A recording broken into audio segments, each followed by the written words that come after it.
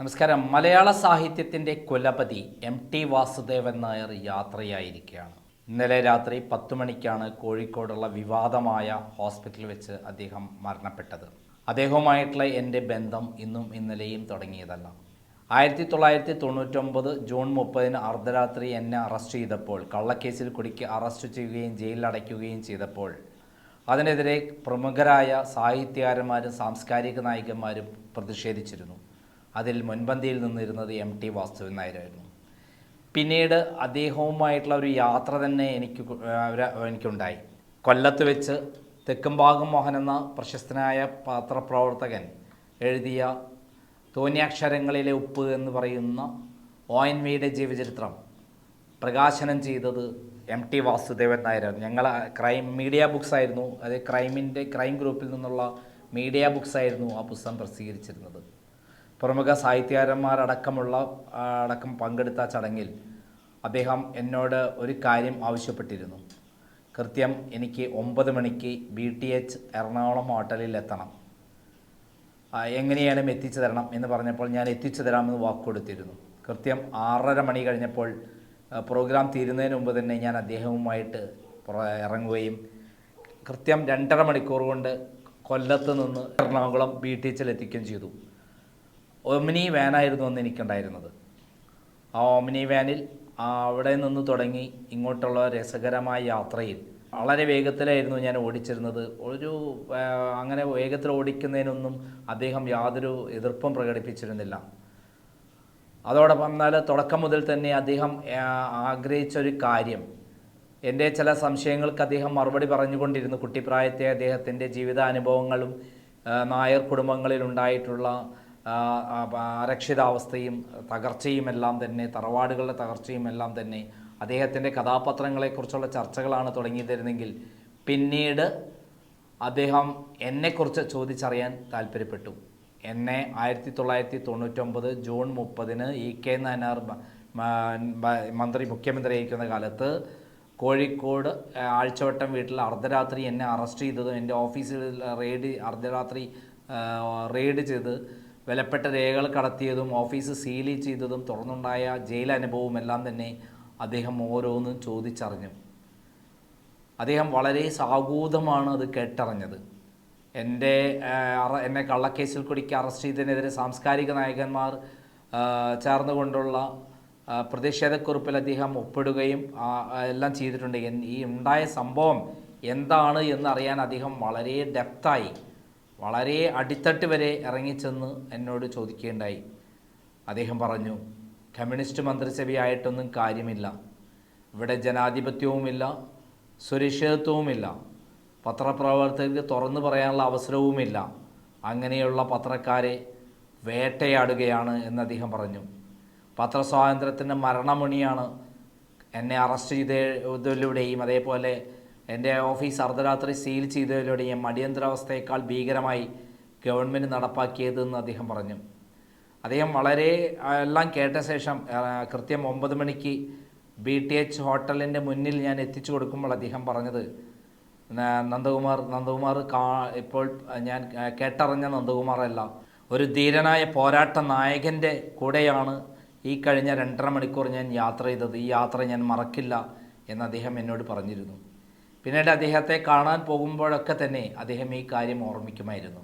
എൻ്റെ അറസ്റ്റും എന്നോട് ഗവൺമെൻറ് ചെയ്യുന്ന ക്രൂരതകളും എന്നെ ജയിലിലടച്ചതും അങ്ങനെയുള്ള എല്ലാ കാര്യങ്ങളും അപ്പോഴും അദ്ദേഹം എന്നോട് പറഞ്ഞിരുന്നു, പോരാട്ടം നിർത്തരുത്, നന്ദകുമാറിൻ്റെ വേദി അതാണ്, നന്ദകുമാർ അത് തുറന്നുകൊണ്ടേയിരിക്കണം, ഒരു വിട്ടുവീഴ്ചയും കാണിക്കരുത് എന്ന് എന്നോട് അദ്ദേഹം ഉപദേശിച്ചിരുന്നു. ഞാൻ അദ്ദേഹത്തിൻ്റെ അതോടൊപ്പമുള്ള യാത്രയിൽ അദ്ദേഹം പറഞ്ഞ കാര്യങ്ങൾ ഇന്നേ വരെ പാലിച്ചിട്ടുണ്ട്, ഇപ്പോഴും പാലിക്കുന്നു. അദ്ദേഹത്തിന് അറിയേണ്ടിയിരുന്നത് എൻ്റെ ജീവിത കഥയായിരുന്നു. ഞാൻ എവിടെയാണ് ജനിച്ചത്, എൻ്റെ പിതാവ് ആരാണ്, എൻ്റെ പിതാവ് എങ്ങനെയായിരുന്നു, പഴയകാല കമ്മ്യൂണിസ്റ്റുകാരനാണ് എന്ന് പറയുന്നു. അദ്ദേഹം വളരെ സാഗൂതമാണ് വീക്ഷിച്ചത്. EMS EK നായനാർ അതേപോലെയുള്ള പ്രമുഖരായ നേതാക്കന്മാരൊക്കെ വീട്ടിൽ വരുമായിരുന്നു. മാത്രമല്ല EMSനെ പോലെയുള്ള പ്രമുഖരായ ആളുകളെയൊക്കെ ഒളിവിൽ താമസിപ്പിച്ചിരുന്ന ഒരാളായിരുന്നു. 1948 കാലത്ത് പോലീസ് പിടിക്കപ്പെട്ട് ക്രൂരമായ മർദ്ദനമേറ്റ ആളാണ് എൻ്റെ പിതാവ്.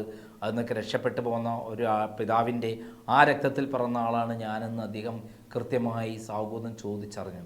അങ്ങനെയുള്ള ഞാൻ എൻ്റെ സ്കൂൾ കുട്ടിക്കാലം, കോളേജ് ജീവിതം, തുടർന്നുള്ള എൻ്റെ പത്രപ്രവർത്തന ജീവിതം, എന്നെ ഐസ്ക്രീം പാർലർ പെൺവാണിഭവുമായി ബന്ധപ്പെട്ട് ഉണ്ടായിട്ടുള്ള പോരാട്ടം, അതേപോലെ തുടർന്നുണ്ടായ പോരാട്ടം, ഞാൻ നടത്തിയുള്ള പോരാട്ടങ്ങൾ എല്ലാം തന്നെ അദ്ദേഹം ചോദിച്ചറിഞ്ഞു. ഓരോന്ന് ചോദിക്കുമ്പോൾ അതിൻ്റെ അടിത്തട്ട് വരെ ചോദിച്ചറിയാനും കേൾക്കാനും, അത് പൂർണ്ണമായി കേൾക്കാനും സാവൂതം കേൾക്കാനും അതിന് തിരിച്ചു ചോദിക്കാനും അദ്ദേഹം തയ്യാറായിരുന്നു. ആദ്യം അദ്ദേഹം യാത്രക്കിടയിൽ ഒരു മൗനിയായിട്ടായിരുന്നെങ്കിൽ പിന്നീട് ഇങ്ങോട്ടുള്ള ഒരു യാത്ര പൂർണ്ണമായിട്ടും അദ്ദേഹം എന്നെ പറ്റി അറിയാനുള്ള ഒരു യാത്രയായിരുന്നു. പിന്നീട് കുറേ കാലത്തിന് ശേഷം അദ്ദേഹത്തിന് എന്നെ വിളിച്ച് യോഗാഭ്യാസം യോഗജ്യോത്സ്യം എന്ന് പറയുന്ന എൻ്റെ ഭാര്യാപിതാവിൻ്റെ പുസ്തകം, പ്രശസ്തനായ യോഗാചാര്യയുടെ പുസ്തകം അദ്ദേഹം ചോദിച്ചു വാങ്ങുക മാത്രമല്ല, യോഗ ചെയ്യുമ്പോൾ ചെയ്യേണ്ട ക്രമങ്ങളെക്കുറിച്ചും അതിൻ്റെ രീതികളെക്കുറിച്ചെല്ലാം തന്നെ എൻ്റെ പിതാവ് യോഗാചാര്യ ടി.ജി. ചിദംബരത്തോട് ചോദിച്ച് മനസ്സിലാക്കി അദ്ദേഹം പിന്നീട് യോഗ അഭ്യസിച്ചിരുന്നു. അങ്ങനെ ഒത്തിരി വിശേഷങ്ങൾ അദ്ദേഹത്തെക്കുറിച്ച് പറയാനുണ്ട്. അതെല്ലാം ഓരോ എപ്പിസോഡായിട്ട് നമുക്ക് പറയാം. ഇപ്പോൾ അദ്ദേഹം നമ്മെ വിട്ട് പിരിഞ്ഞു പോയിരിക്കുന്നു എന്നുള്ള യാഥാർത്ഥ്യം നമ്മൾ അംഗീകരിക്കേണ്ടി വന്നിരിക്കുന്നു. ലോക സാഹിത്യത്തിലെ പ്രമുഖനായ ആ സാഹിത്യകാരനോട് ഗവൺമെൻറ് ചെയ്തത് നീതിയാണോ എന്നുള്ളൊരു ചോദ്യം കൂടി എനിക്കുണ്ട്. അദ്ദേഹത്തിന് വേണ്ടത്ര ചികിത്സ ഗവൺമെൻറ് കൃത്യമായി കൊടുത്തുവോ എന്നുള്ള കാര്യം നമുക്ക് ചോദിക്കേണ്ടതുണ്ട്. അതും കോഴിക്കോട് ഒരു ബേബി മെമ്മോറിയൽ ഹോസ്പിറ്റലിൽ കൊണ്ടുപോയിട്ടാണ് അദ്ദേഹത്തെ ചികിത്സിപ്പിച്ചിരിക്കുന്നത്. വിവാദമായ കിഡ്നി റാക്കറ്റും അതേപോലെ വെന്റിലേറ്ററിൽ കിടത്തി പണം വാങ്ങുന്ന ഏർപ്പാടുമുള്ള തെളിവുകളുള്ള ഈ ഹോസ്പിറ്റലിൽ തന്നെ കിടത്തണമായിരുന്നുവോ? ഗവൺമെൻറ് അദ്ദേഹത്തിൻ്റെ ചികിത്സ കൃത്യമായി ഏറ്റെടുത്ത് കൃത്യമായി അപ്പോൾ തന്നെ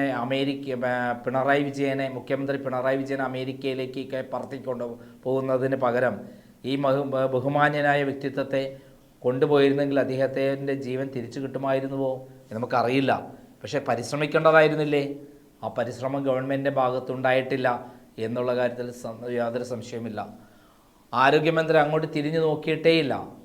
ആരോഗ്യമന്ത്രി എന്ന് പറയുന്നൊരു സംഭവം കേരളത്തിലുണ്ട്, എന്നാൽ അവരെ തിരിഞ്ഞു നോക്കിയിട്ടില്ല. അവർക്ക് വേണ്ടത്ര ചികിത്സ കിട്ടാൻ വേണ്ടി ആ ഹോസ്പിറ്റലാണെങ്കിൽ പോലും, അല്ലെങ്കിൽ മെഡിക്കൽ കോളേജ് പറ്റി പ്രമുഖരായ ഡോക്ടർമാരുടെ സേവനം ഉറപ്പുവരുത്തേണ്ട ഉത്തരവാദിത്തമുണ്ടായിരുന്നു. അത് ചെയ്തിട്ടില്ല. ഇതൊക്കെ ചെയ്യാൻ എവിടെയാണ് ഈ ഗവൺമെൻറ് സമയം? പിണറായി വിജയനെയും കുടുംബത്തെയും അമേരിക്കയിൽ കൊണ്ടുപോയി ചികിത്സിപ്പിക്കാനും കോടികൾ തട്ടിയെടുക്കാനും അല്ലാതെ ഈ ഗവൺമെൻറ്റിന് എവിടെയാണ് അവസരം? എന്തായാലും MT എന്ന് പറയുന്ന രണ്ടക്ഷരം, MT വാസുദേവൻ നായർ എന്ന് പറയുന്ന പത്രപ്രവർത്തകൻ, പിന്നീട് എഴുത്തുകാരൻ, സാഹിത്യകാരൻ, തിരക്കഥാകൃത്ത്, സംവിധായകൻ, അങ്ങനെ തുടങ്ങി അദ്ദേഹത്തെക്കുറിച്ച് വിശേഷിപ്പിക്കാൻ ധാരാളം കാര്യങ്ങൾ, അദ്ദേഹം സൃഷ്ടിച്ചുള്ള കഥാപാത്രങ്ങൾ, അത് MT മാഞ്ഞു പോയാലും അദ്ദേഹത്തിൻ്റെ കഥാപാത്രങ്ങൾ നമ്മൾ ചിന്തിക്കുന്നതിനപ്പുറമുള്ള കാലത്തോളം അത് ജീവിച്ചു കൊണ്ടിരിക്കും. മലയാള ഭാഷയുള്ളിടത്തോളം മാത്രമല്ല, ലോകഭാഷയുള്ളിടത്തോളം കാലം അത് ജീവിച്ചിരിക്കും. കാരണം അദ്ദേഹത്തിൻ്റെ പുസ്തകങ്ങളെല്ലാം തന്നെ ലോകഭാഷകളിലേക്ക് ട്രാൻസ്ലേറ്റ് ചെയ്യപ്പെട്ടിട്ടുള്ളതാണ്. രണ്ടാമൂഴത്തിലുള്ള ജ്ഞാനപീഠം അവാർഡ് കേരളത്തിലേക്ക് കൊണ്ടുവന്ന മഹാനായ സാഹിത്യകാരൻ ഈ സന്ദർഭത്തിൽ അദ്ദേഹത്തിൻ്റെ കുടുംബത്തിൻ്റെ ദുഃഖത്തിൽ പങ്കുചേരുന്നു. അതോടൊപ്പം അദ്ദേഹത്തിന് എല്ലാവിധത്തിലുള്ള ആദരാഞ്ജലികളും അർപ്പിക്കുന്നു. നന്ദി, നമസ്കാരം.